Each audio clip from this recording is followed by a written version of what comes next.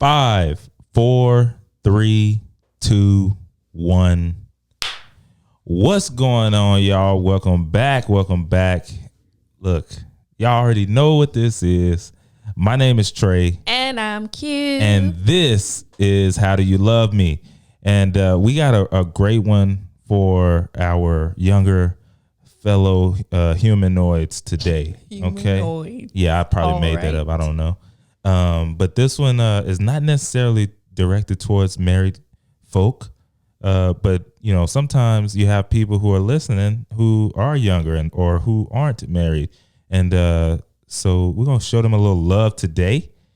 And by them, we're talking about some new young adult. Yes, new young adults. And we're saying they're new because they just probably turned 18 or they will be sometime this year.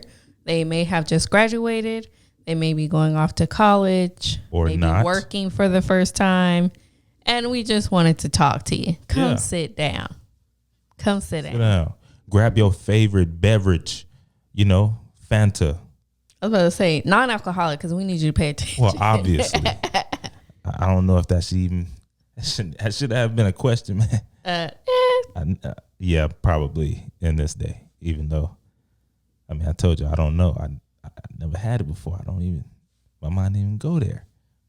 But yes, your favorite beverage, non-alcoholic preferably. Yeah. So let's go ahead and get started with the intro. Let's do it.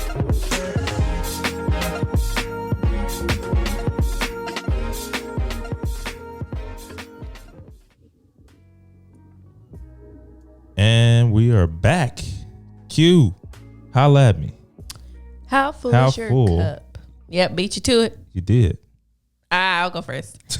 My cup is probably on about 90. 90 what? 90. Oh, okay. It didn't sound like it's at 90. Okay. Setting up my classroom. Yeah. And last week I was on 95, but this week I'm on 90. Y'all, I always have a story why my cup isn't as full as it should be.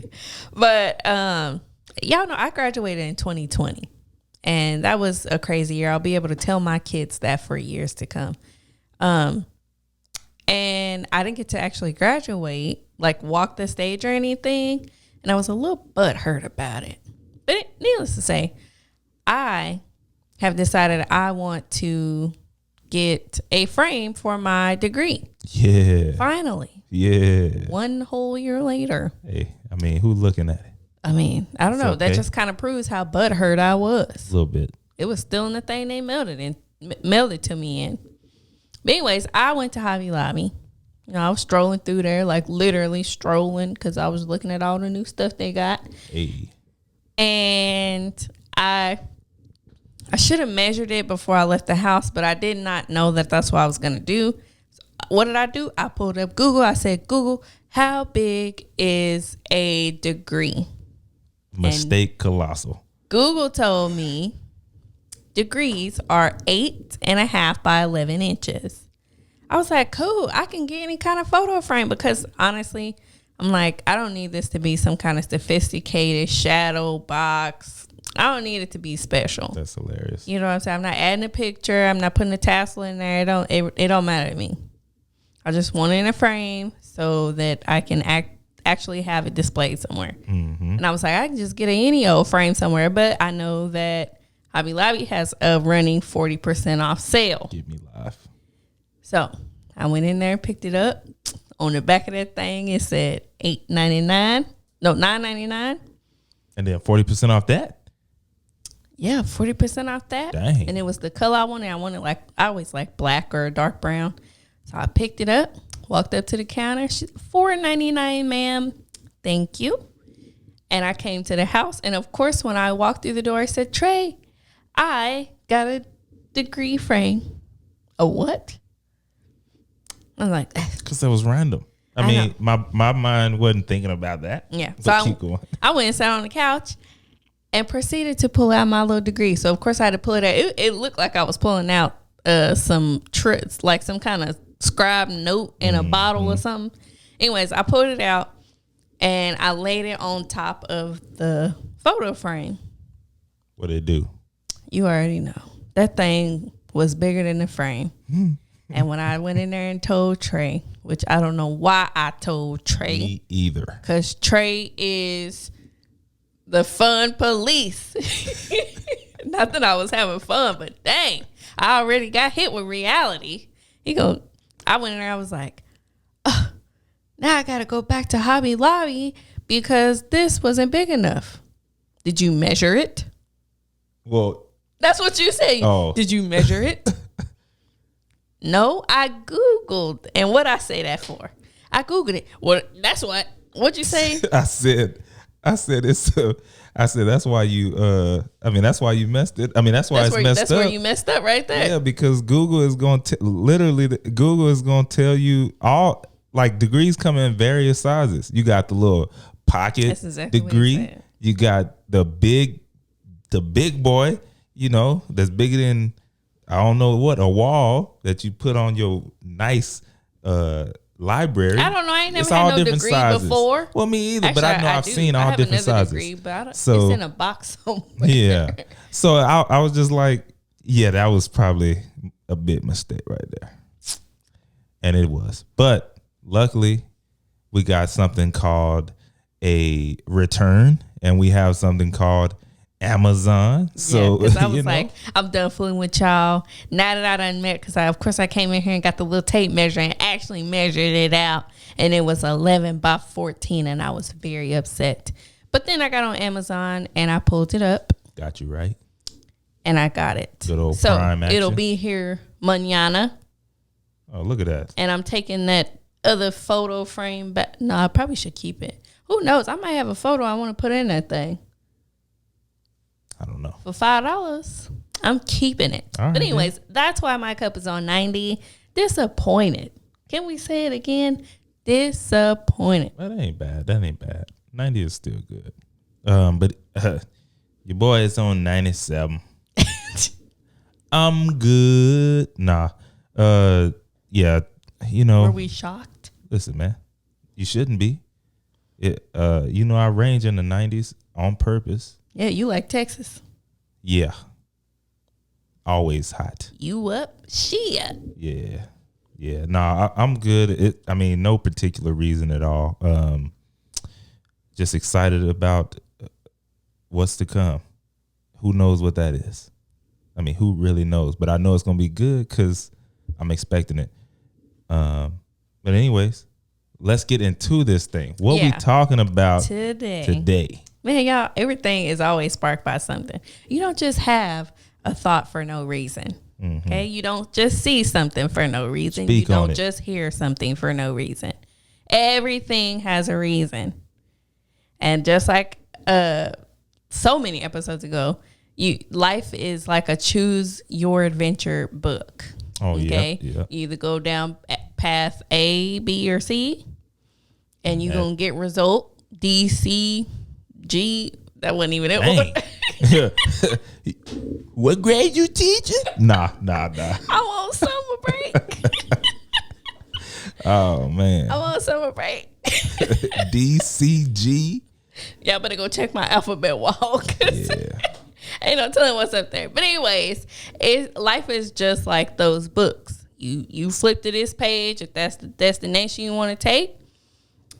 And that's just like our life. So I was on social media and someone shared this to their story. Man, they be sharing some deep stuff on their stories. It says the butterfly effect is such an interesting concept to think that every decision you ever made has resulted in you to be exactly where you are right now.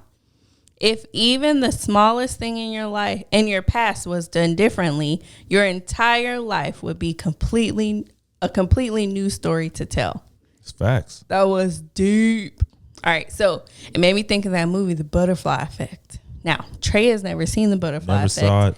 And I haven't seen it since it came out. Yeah, I always saw the cover, like the front cover. Mm-hmm. And yeah, I didn't like it. Well, okay, so I looked it up because I didn't know if you even knew what the butterfly effect was.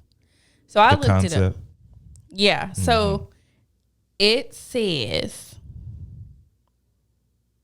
because I had to find a simple one, y'all. Apparently this thing. Oh, it's deep. It's deep. You got to have a PhD to understand. Because my little bachelor's and associate self cannot comprehend what they're talking. Trey probably understand. Anyways, because he on that kind of thinking. All right, so the butterfly effect is the idea that small things can have a nonlinear impact on a complex system. And then that was still a little complex. But I went down a little bit and figured out why they called it the butterfly effect. And it says it refers to the idea that a butterfly's wings might create tiny changes in the atmosphere that may ultimately alter the path of a tornado or delay weather or other things. Mm-hmm. Right? So just think about it. A butterfly is it's like smaller than the size of your hand. And just think about how they're constantly like fluttering their wings. And it's just saying like that those little ripples of air could create tiny changes in the atmosphere that could ultimately result in big things. Yeah.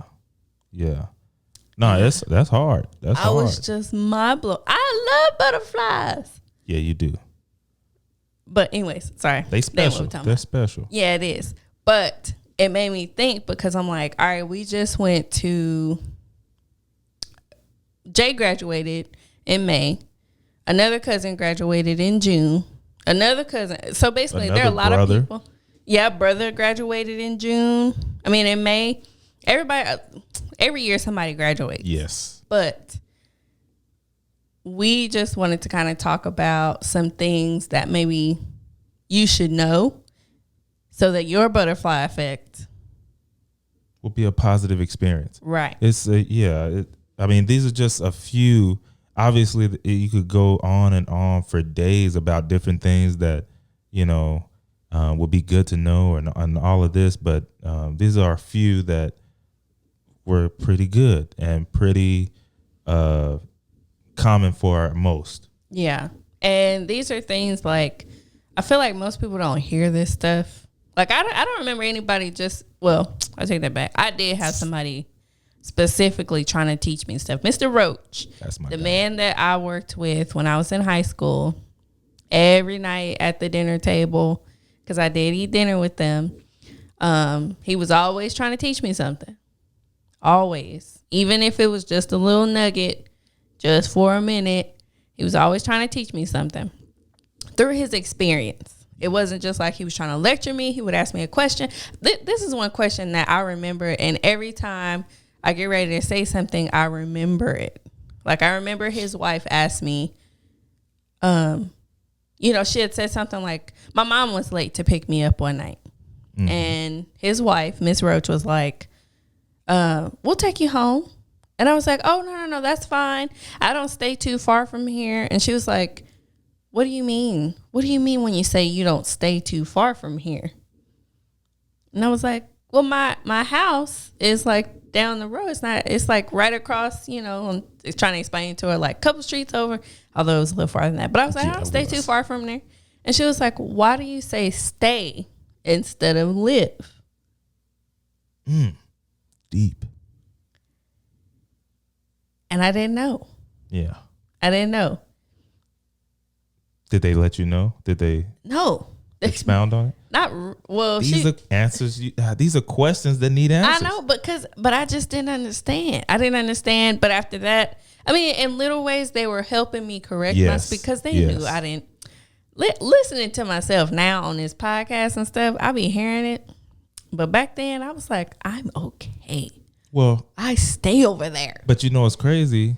That's because of like who you're around daily, like as far as at the school. That's right. True. So for the school that we were at, I'm a scholar, bro. What are you? Top of my class. Listen, sir. What do you mean? But because I mean, I can remember being over there, and that was one thing that Mr. Roach like kind of stayed on me about. I knew I was kind of there, but at the same time, like basically he would tell me, he was like, you have it. But if I would but if I would tell you to do anything, communication, you need to at least take a class. Yes, he was like, you need to take a communication and speech class. That will get you where you need to go. And that, listen. Yeah. We'll talk about it. We'll talk about it. There was more. And there was another one. I was like, where y'all going to be at? Ooh, that is. Ooh, child, the ghetto. I know. Like, listening to it, like, I catch myself saying some things sometimes now. And I'm just like, Mr. Roach would be trying to help you, girl. Yeah. Yeah, he was like, you don't end a sentence with the. Whatever at is. Proposition. Something I don't know which he one said. it is. He was like, you don't end a sentence. Yeah. It was like, yeah. I was like, what? And first of all, I must have missed that day or week in school when they taught adjectives and I was there for nouns and verbs. But after that, all the rest of that got lost. So I never understood any of that. But anyways, I just said all that to say, I did have some people trying to teach me in little ways, things. Yeah. But after I not moved away. Actually, yes, I did. But after I became an adult and I got a job working at the hospital, I didn't get that advice as much as I was getting it when I was in high school and I was working for them. And so we're just trying to drop this stuff off for y'all because maybe you're not hearing it because maybe the people you talking to only talking about running it up or buying a bag or trying to see where they at. Big so facts. All right, so here's some things that you need to know about life after high school. These are some things, not everything. All right, just keep that in mind. Number one, you need to think about education or it's post high school education or whatever it is you want to do after school. Yeah. So you need to figure out whether you want to go to university, pick up a trade, go to vocational college, go to a branch of the military. And basically, you need to figure that out. And whenever you do, you need to do your own research. Yes. Do your own research to figure out what it takes to go down that path. Yeah. So you got to count up the cost, like our pastor used to say. You got to count up the cost. You got to figure out what is it going to take for me to get here? What am I going to have to do? What do I need to sacrifice? And what are the payoff? What's the payoff? Right. And one thing I do want to say as well, start with the end in mind. Yeah. So many of us, we're thinking about right now, literally right now, right in front of us, the next day, the next week. You got to be thinking about what do I want the end to look like when my career is over? What does that look like for me? Like, is that the family and the kids that live, in a modest home, in my same city, vacations. Does that look like, vacations? Does that look like moving to Florida when I retire? Like, what does that look like? Right. And then you work back from there because there's like those different paths. They don't all lead to whatever that end result is. And so you want to know what that looks like. And I know it's hard to think about that now at a young age, but nobody said it couldn't change. Right. Right. I mean, there's a guy I know. He was like when he was younger and getting big money, he was thinking, hey, I'm gonna be the guy that has the butler and the maids and the helicopter pad. And then he got around in that circle, like people in that circle. And then he started seeing like, I think I kind of want to take my own coffee cup to the sink, and he was saying how, having that many people in his home and in their home, he was like, I don't think I want that. Yeah. Right. But he had the choice to change that later on, but he had the option to because of the way he set it up in the beginning. So kind of be thinking about, what does that end kind of look like? And then that can, you can choose your path after that and I thought it was real good on what you said. Learn for yourself about each one of those options. Because if you ask me about the military, I wanted to go. Don't do it. I wanted to go. Don't do it. But and here's the thing. With that being said, I love paying my taxes. All right, because somebody has to be on that aircraft carrier.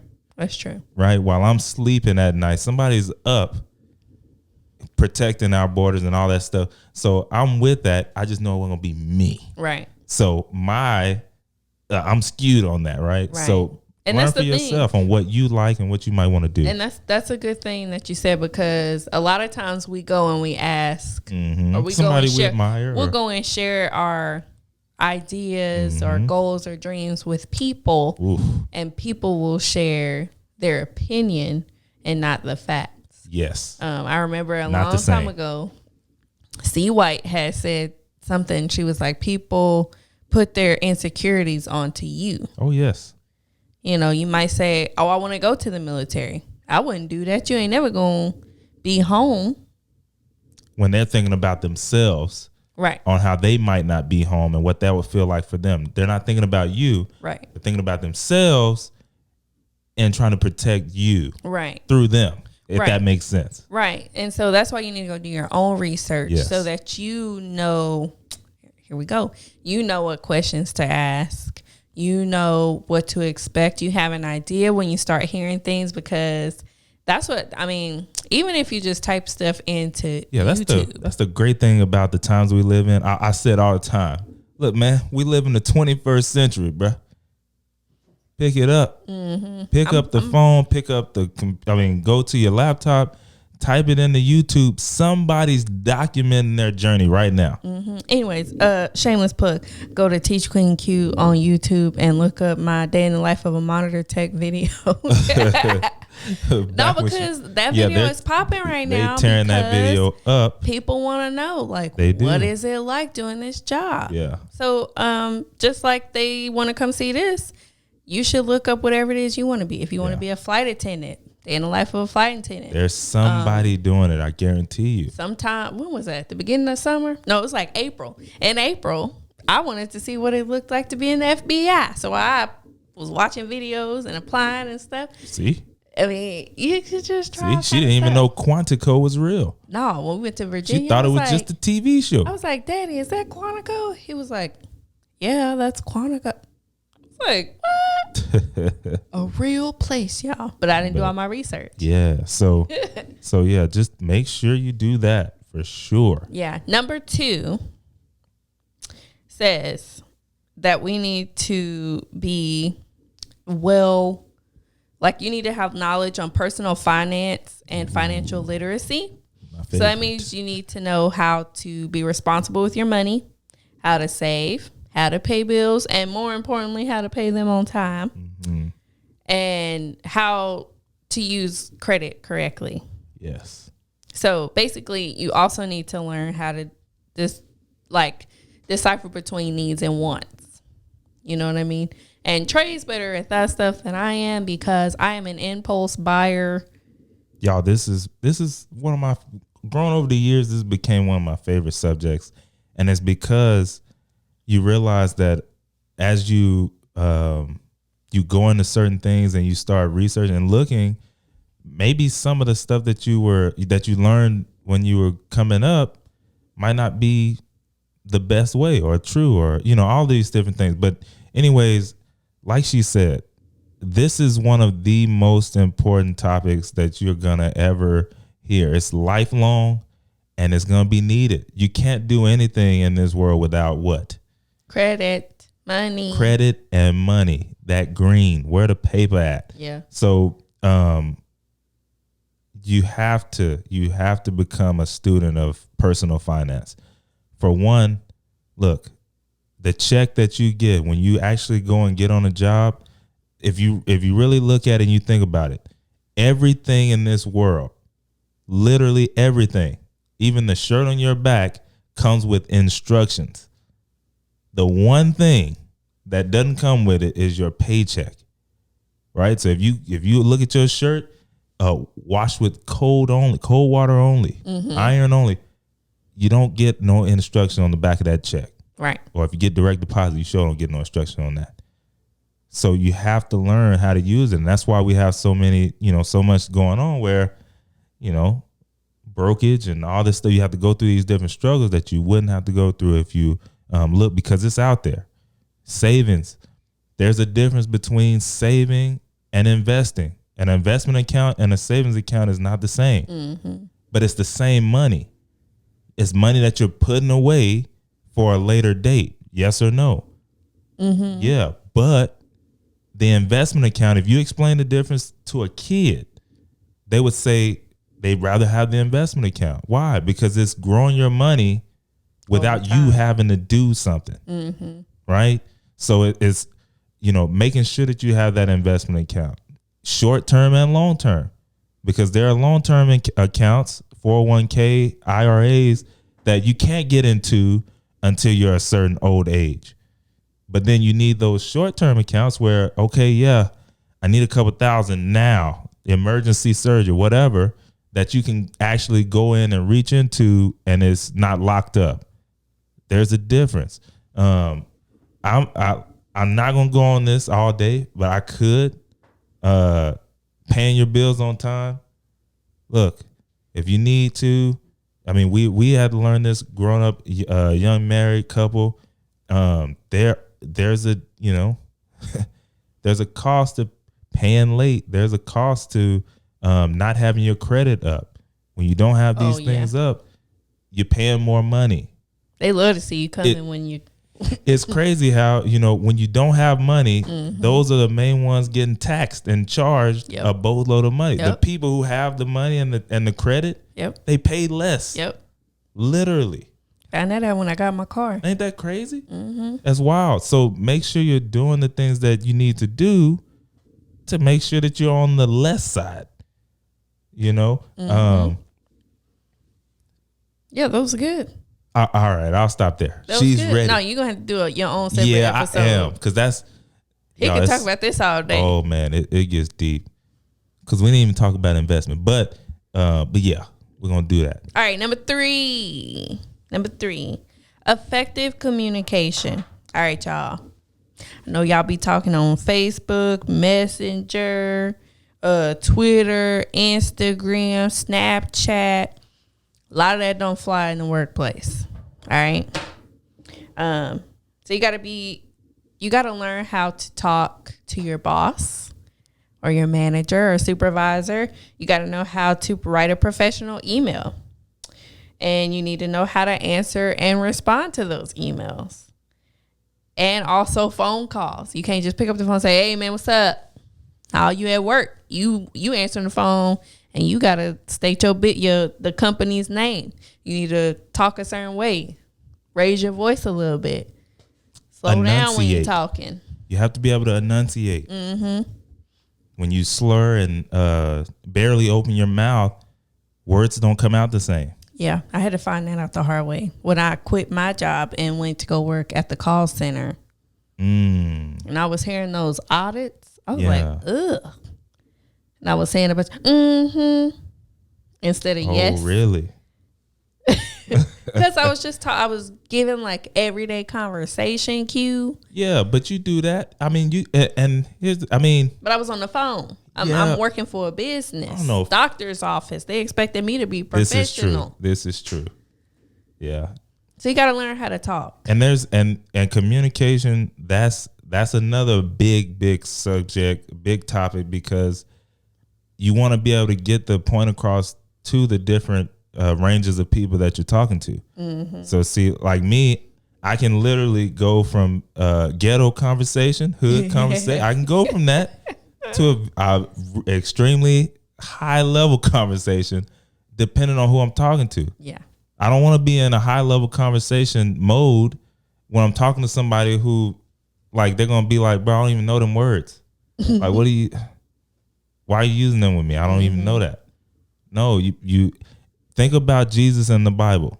Anytime, it didn't matter who he was around. Even when you look at his parables that he did, Jesus always made his parables to where the people he was talking to can understand them.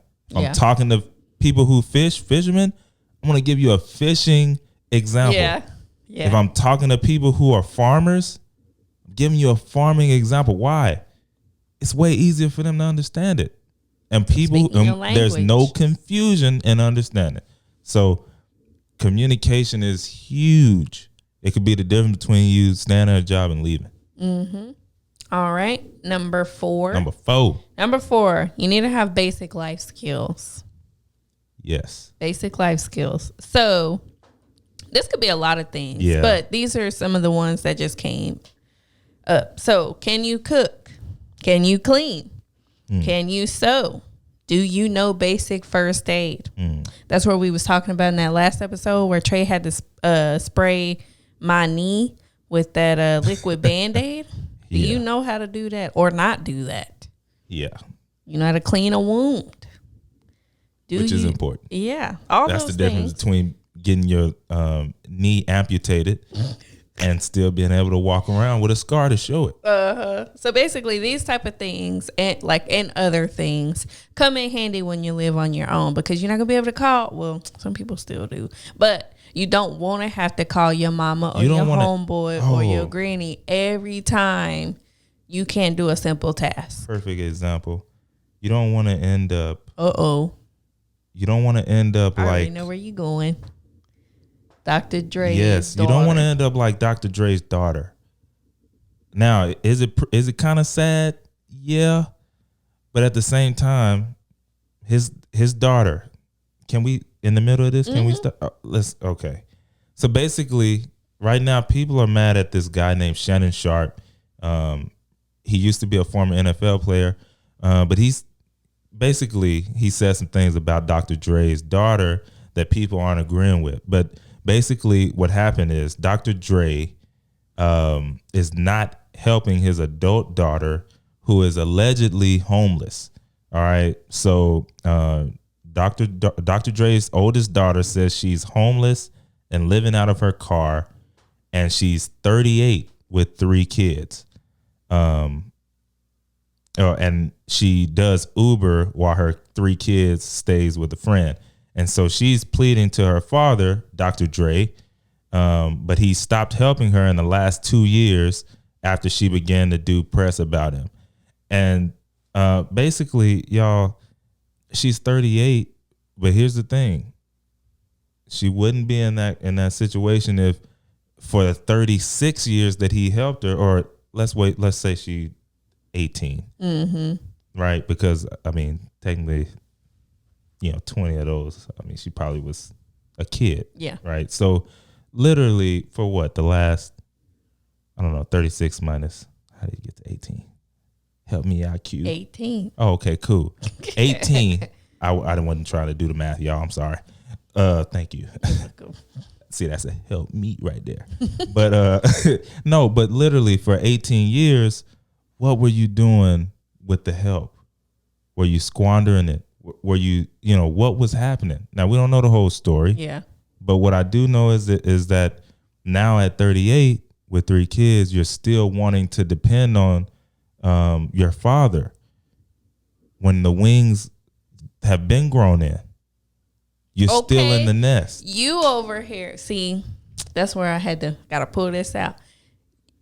You still at the caterpillar stage when you been a butterfly. Get your butt up in that air. And that's what I'm saying. So there comes a point, we watched a movie not too long ago, and I got this message out, but it was so many different messages in there. It was called the what was it called? Knives Out. Oh yeah. Knives Out. So Knives Out, this guy was a billionaire, similar to Dr. Dre. Here's the thing. One of his sons and all of his kids made their money on their own. Like he, maybe guided them or helped them out early on, but they had their own separate business. One son had a business. The father was a writer. He made the son a publishing company, and then the father published all his books through the son's company. Right. Obviously, it's going to be successful if he's a billionaire writer. Now, the dad eventually cut off the son and basically told him, I should have let you do it on your own. Why? He would have he would have got something. He was so used to being, taken care of by his father's sales and his father's books, that he never got a chance to actually see what he could do on his own. Mm-hmm. And the reason his father told him that is because of what all his other brothers and sisters were able to do on their own. And so it's like, now I'm put in this position where I got to cut you off. And it's going to hurt me. But at the same time, I know I'm doing you the greatest disservice by keeping you on. Right. So anyways, it was sad, y'all. But I mean, that's. Got to learn them basic life skills. You have to. Because at some point, you got to get off the training wheels. You got to ride the bike by yourself. Yes. And now you got 3 kids, and you need to be able to carry them 3 kids by yourself. Yeah. And you got to do whatever it is to make sure y'all okay. Whatever it takes. Whatever it takes. All right, number 5. Number 5 is the work-life balance. Ooh. And that right there. That's another good one. That's where most of us in our 20s start to struggle. Yeah. I'm going to tell you why we struggle. Because we have our high school friends. Sorry, let me get in the camera. High school friends over here. Family and friends, sorry. And then we have our people that are attached with our goals. Mm-hmm. Or maybe just our goals over here. And sometimes there's a disconnect between the two. And you don't know how to please both of them. Yeah. You want to be successful. Mm-hmm. But your friends is mad at you. We don't ever see you, homeboy. We don't ever see you, nephew. Big facts. And it's just hard to be able to balance it. But again, that's where I always look. You asking the wrong one if you talking to me. Because my priorities are always on the future, my dreams and stuff. Because I always feel like you always going to be my family. For sure. And if you're my friend, you're going to be here forever. If you're my friend, I mean? That was the key right there. And like the times when I was in school and I was working overnight and stuff like that, we just had to find time. Like one of my friends, she would stay up with, like when I worked overnight, she would call me because she was in college, and she would talk me from like 10 o'clock at night till 1 o'clock at night. Mm. And that helped get me through a stretch. I couldn't see her. She was like 4 hours away. Yeah. But that was our time. Yeah. While I'm doing what I need to do to reach my goals and follow my dreams. Mm-hmm. We had to make that balance. But if you don't do that, like if you give more to your fun time, your social time, it can hurt you. But also if you give too much to your dreams and your goals and stuff, you'll find yourself like eliminating family or whatever. Yeah, because didn't you just watch another documentary? A documentary on Tiger Woods. Tiger Woods. He has a 2-part series. I think it came on HBO, one of those. But yeah, his dad, the way his dad trained him up and brought him up, he only knew how to focus on golf. And so when he was in college, they brought his college girlfriend on, his, I think, first girlfriend. She was explaining how, she introduced him to a lot of the things first, like bowling. He had never went bowling with friends. Just the hanging out, or like, I can't remember all the different things, but like stuff like bowling and things like that, there were a lot of firsts for him because he only knew golf. But then after that, it went back to only golf. And so, in that you lose a lot of friendships. Mm-hmm. One of his great friends, talked about how, I called one day and I couldn't get him anymore. Yeah. So things like that. And one thing I'd love to say about the work-life balance, that's I don't know if misnomer is the right word, but it's a tricky sentence. Mm-hmm. Because if you really look at it, there is no real balance. There's no balance. One thing that I've read is that when it comes to work-life balance, sometimes the balance is off, but the ultimate, like the end, it will be balanced. Mm-hmm. So what I mean by that is like, there's a period of time where in order to reach the goals that I have set, my work is up here, and family and friends and fun time for me, all of that is down here. Work is 70%. Everything else is 30. And then there's another point in time where that might be, opposite. Where now I gotta pay more attention to my family and friends and, my mental health. I gotta pay more attention to that. So now that's on 70 and work, hey, I'm here from 8 to 5, but then nothing else extra. Right. Like that's it. Right. 30%. But ultimately in the end, as you keep going through that, it balances out. And that's when you're able to, yes, I was able to attain the goals that I had, but I still took care of my family. And I love, my kids love me and friends. And, it's not always going to be a 50-50 thing is what I'm saying. Mm-hmm. Sometimes there's going to be times where school is going to be way up here if that's the, where you decide to go. And, friends and family and fun is way at the bottom. Right. Because I got a deadline that I got to meet. But then, so work that balance. But remember, it's not always balanced. Yeah, that's true. All right. The next one is number 6. Number 6 is time management. This basically, as an adult, there are deadlines, AKA due dates. Yes. When your bills is due, you got deadlines at work. You got, holidays. There's always some kind of deadline coming up. The 1st of the month, the 15th, payday, your granny birthday. It's always something coming. So you have to be able to know when your deadlines. So you got to keep an eye on your deadlines. Yes. Work towards them and also set small goals. Yeah. So I love that. So time management is very important. Extremely. Time management. Be timely. Yeah. And another thing on top of that, because I know everybody's different. For me, which I'm not going to encourage this, I have learned who I am. I've learned the kind of worker I am. Like when I have a deadline. Like, let's say my teacher gives me a project that's due next Sunday. I will start it today.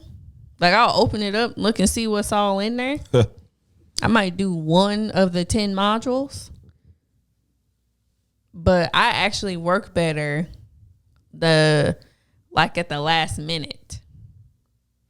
So you just got to figure out who you are. Am I better to just go ahead and get it done so it's out of the way, I can have fun the rest of the time?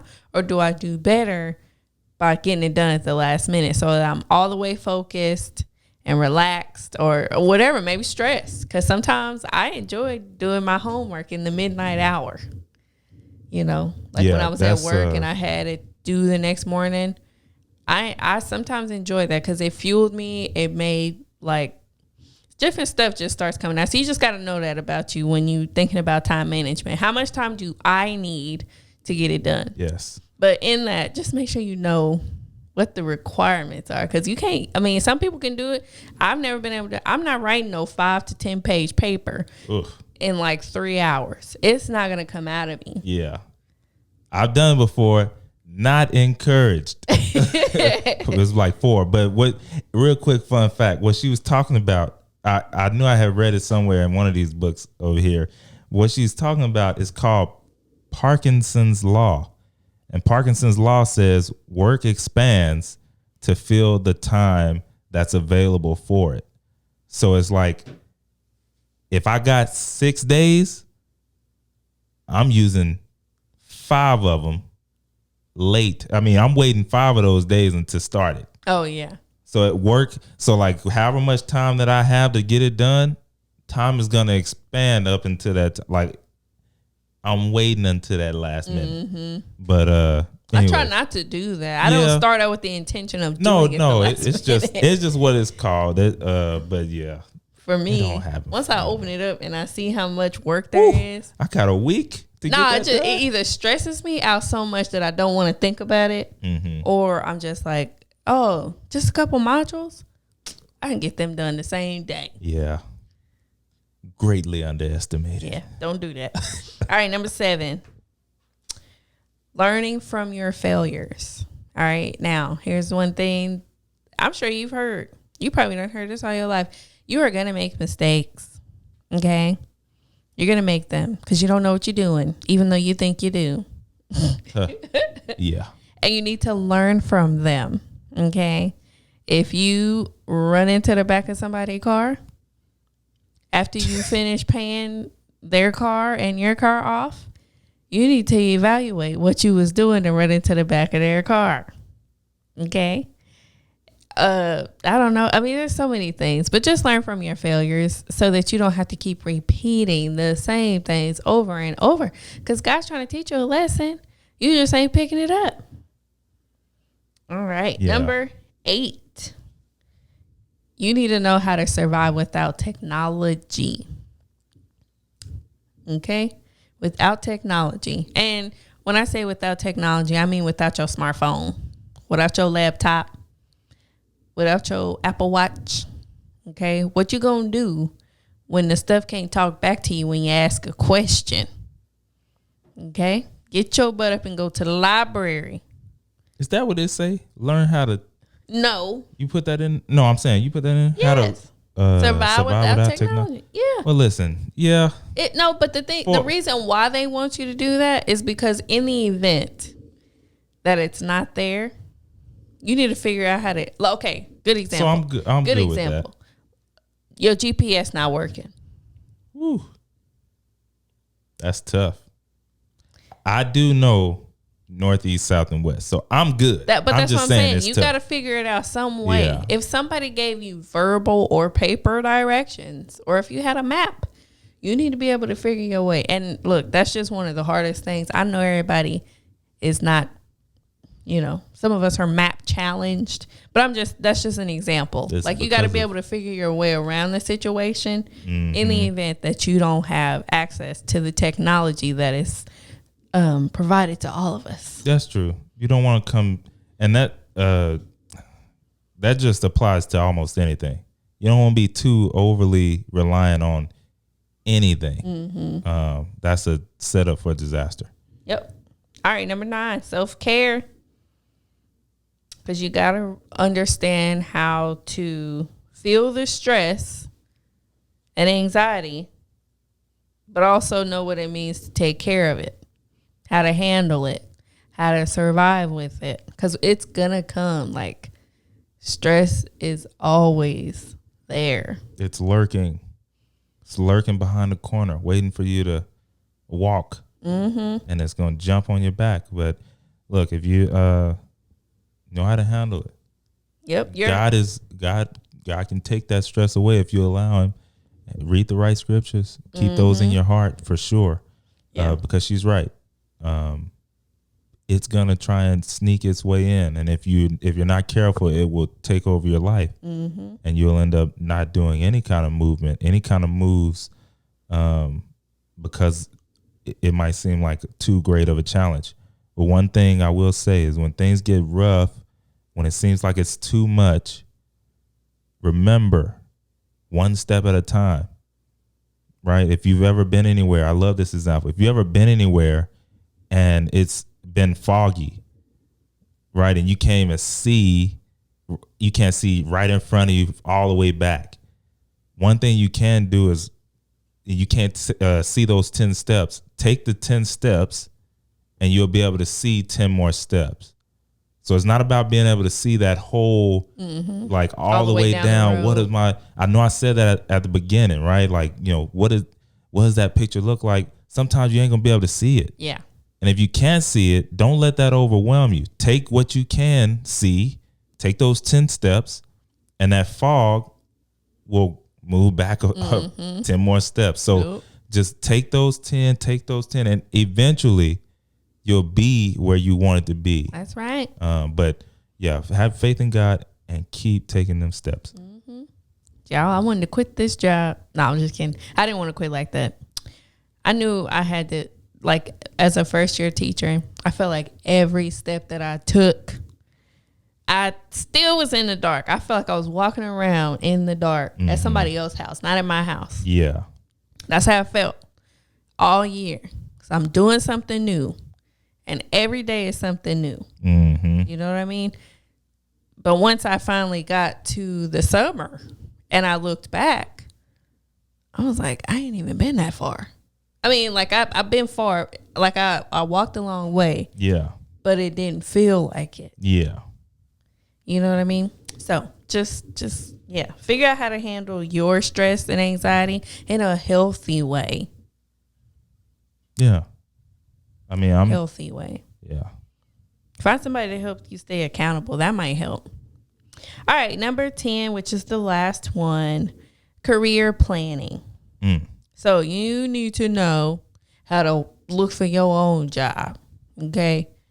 You need to know how to make your own resume or find help to write a resume, because I mean, when you coming out of high school, you don't like, what does this look like? What words do I put down? I mean, I worked for my mama and them this summer. Ain't it just a blank sheet of paper that you hand to the exactly to the job person when you get ready to sit down for the interview? And every resume looks totally different. Yeah. The requirements for every field are totally different. Yeah. Just a quick tip. Put down all your skills, everything you've done on a, just a separate sheet. After you've made your resume or whatever, put all your skills, everything over there. If you're job hunting, more than likely, like she just said, there are going to be different skills that are needed for different jobs. If you already have your running list of all the skills that you have, you can go in, pick and choose the ones that you need for this specific job. You don't have to jog your brain anymore. It's already on that separate sheet, that Google Drive sheet, whatever it is, and you can go through, okay, this job, I'm going to need this, I'm going to need that. You're not lying. It's stuff that you already have, but you don't have to sit there and jog your mind. And because every job is different, and you can't show up to a job that's expecting this, and you got, I don't know. You just want to make sure. Construction job with medical. Yeah, that terminology. Perfect example. They're like, and. Yeah, I don't need to know why you know how to change a catheter. Here. Can you hold a hammer, bro? Okay. but yeah, that's basically what I'm saying right there. So. Yeah. On a side note, I learned a little while ago that if you don't know how to write a resume, instead of like Googling and guessing and stuff like that, number one, you can always look at the keywords that are provided in the actual job posting. And sometimes they say if you put those in your actual resume, it'll help pull it up whenever they're filtering through the system. You do want to do that, because real quick, you definitely want to do that, because most of the time it's going through the system before it gets to a person. Right. And so if you don't have the right verbiage going through, the system is going to kick you out, not the person. So in order to get to the person, it's scanning your resume for keywords. And if they ain't in there, person don't even get to see it. Yeah. So you definitely want to do that. That's tip number 1. Number 2, for the resumes and all that good stuff, is to go to someone who can help. Now, yes, if you are in college, go to somebody on campus. There's free. Somebody on campus. Yes. They are there to help you. Yes. I don't know what exactly your department is called, but you need to go talk to somebody. Probably be like the career. Anyway, just walk to somebody in the administration building, or they'll help you. Another place you could go if you're not in college is your library. Okay, a lot of people don't know this, but your library provides so many free resources. Okay, so many free resources. And I'm sure they can point you in the right direction on how to write a resume. And then number 3, if your library is not a good help, you can always go to a workforce center. Okay, because that's what they do. Yeah. Workforce Solutions, Workforce Center, something like that. They want to get you out into the workforce. Right. Okay. So they're going to do in their name. Yeah, they're going to do anything they can to help you. They might even have some jobs at the, some tips and leads on some jobs. Okay. There's always something. That's facts. Yeah. Real quick. Oh, are we done? No, there's a little bit more on that one. Oh, on the. Yeah. So on top of like the job hunting, you need to have resumes, cover letters. You need to know how to sit in an interview. That's true. Okay. I told Trey about this. I told Trey about this a while ago. I was like, you need to do a video on like a mock interview. Yeah, there's a lot of, because you got to realize not everyone. Sometimes you're going into the room with somebody who just got the job and they're interviewing you. You're their first interview. You get interviewed for the first time. But then a lot of times you're going in there with someone who, look, they put me in this position to make sure that I get the best people. Mm-hmm. So yes, I do know verbal cues. Yes, I do know when you're lying to me because you're looking up to your left to think about the answer instead of the right. I do that though. No, there's a difference. Oh, I do it to the right. Yeah, I know you do. Because when you're looking up to the left, it's a different brain. Anyway, there are people who are looking at different things and how you answer, how you're sitting. Are you slouched? Are you like, how many times did you look me in the eye in this interview? Yeah. So there are certain things that, yes, you want to be thinking about. It's a lot, but it could be the difference between you getting that $80K job and them going with somebody else just because, hey man, I loved your personality, but you're not very confident. All right. So I have a little bit of a story. When I was in high school, one of my counselors came to me and said, hey, I want you to apply for this job. You have she was like a scholarship. She was like, you have the GPA, you have all the extracurricular activities, go apply for this. So I went to the seminar, I put in an application, got my references and everything, and they called me back for an interview. Hey. And this was to become a nurse. Oh yeah. So they were gonna train me to be a CNA. That's right. And then put me to school to become a nurse. So when I got to the end, I was so nervous. I was so nervous when I got there. I was praying the whole time outside. I was like, Lord, please, if this is for me, let it be for me. That was the only prayer I used to know how to pray. That's a good prayer, man. If that's the only one you know, that's a good one. Good. And when I got in there, it was a panel interview. That was my first real interview, and it was a panel interview. But not only was it a panel interview, like them, but they also did like 4 of us at a time because there were like 100 applicants. Yeah. Yeah. And so they started asking simple questions. Now, I happened to be the last one. The first girl, they were like, tell us a little bit about yourself. She started crying. Dang it. Like, I just, and they kind of helped coach her through. The next guy. Wait, on the tell me about yourself? Yeah, she was like, why do you want to be a nurse? Yeah. And she was like, I want to be a nurse because I just, Dang. The next guy was like, it was 3 of us. There were 3 of us. The next guy was like so cocky. Mm-hmm. And he was like rambling. And when it got to me, I don't know what I said, but I just remember thinking about it. Don't cry. Don't cry. Don't cry. And they asked more questions or whatever.